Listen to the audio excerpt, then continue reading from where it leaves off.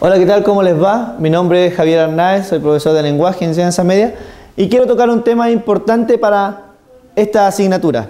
Es un tema que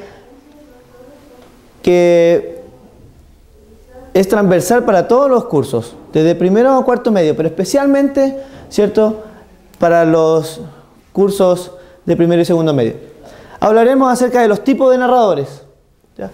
Primero, veamos por qué es importante hablar de ellos, porque podemos decir, ¿cierto?, que es importante el contenido para realizar una prueba, es importante aprender para sacar buenas calificaciones, pero ¿por qué es importante aprender para la vida? Porque es importante llevar esto a cabo, ¿cierto?, y reconocer que esto nos va a servir. Es importante porque debemos saber quién nos envía la información. Yo no enseño a mis alumnos y los profesores de lenguaje no enseñamos a nuestros estudiantes para que anden por la calle diciendo: háblame como un tipo de narrador en tercera persona o háblame como un tipo de narrador en primera persona. ¿Me estás hablando de manera de un narrador testigo o me estás hablando como un narrador protagonista? No es ese el fin, no es ese el objetivo del lenguaje, sino más bien preparar a nuestros estudiantes, ¿cierto?, para la cotidianeidad, ¿verdad? Saber quién nos habla y qué tipo de intención comunicativa existe en ese proceso. Bien, hoy hablaremos entonces, como les dije anteriormente, de los tipos de narradores, pero no específicamente hablaremos del narrador en primera persona, de aquellos narradores que nosotros estamos estudiando en clases. Primero diremos que el narrador en primera persona se llama a aquellos narradores, ¿cierto?, que están dentro de la historia, ¿ya? Que están expresando, ¿cierto?, que están interpretando el texto desde un yo o desde un nosotros. Es decir, participa de la historia. Lo primero. Este tipo de narrador se conoce también como narrador homodiegético. Homo, ¿cierto?, que quiere decir igual, y diegético, que viene de diégesis, que quiere decir historia. Es decir, estar en igualdad con la historia, al mismo nivel de la historia, dentro de ella. ¿Bien? Como primer punto tenemos al narrador protagonista. El narrador protagonista, como su nombre lo indica, ¿cierto?, es aquel que protagoniza la historia, es aquel al que le suceden los hechos, es aquella persona que sufre, llora, ¿cierto?, y que cuenta todas sus vivencias, lo que está viendo, lo que está percibiendo, ¿verdad? Juanito cuenta de su historia.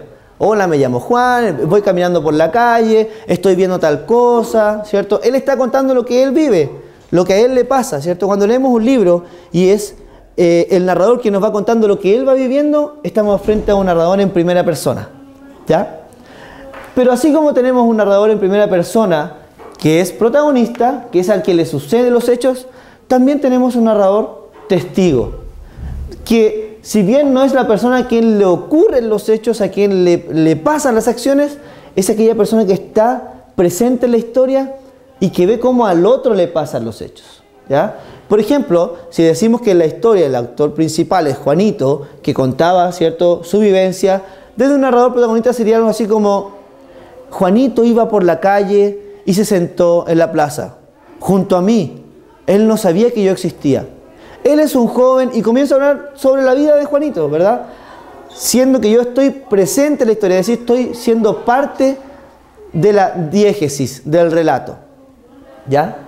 Es importante entonces reconocer este tipo de narradores, este tipo de situaciones, porque de esa manera sabemos que nos envía el mensaje, si participa o no participa de la historia.